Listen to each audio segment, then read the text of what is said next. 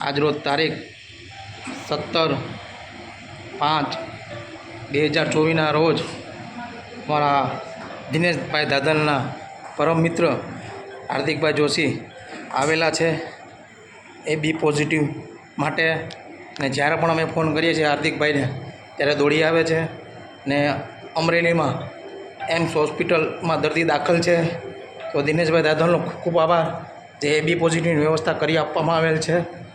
જે દર્દી આવેલું અડાળા ગામથી અને એમ્સ હોસ્પિટલમાં દાખલ છે, તાત્કાલિક AB પોઝિટિવ ગ્રુપ વ્યવસ્થા કરી આપવામાં આવેલ છે.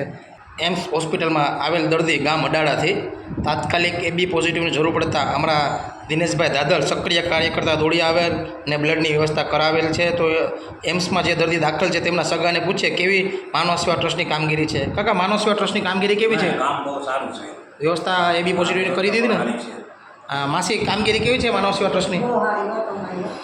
અને આપણે હાર્દિકભાઈ જોશી પણ એની ટાઈમ દોડી આવે છે.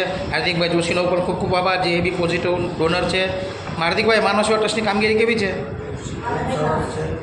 જ્યારે પણ મને દિનેશભાઈનો એનો ફોન આવે બ્લડ માટે તો હું તરત આપવા આવી જાઉં છું. તો મિત્રો, આવો સાથે મળીને ઘણા દુઃખમાં સહભાગી બનીએ.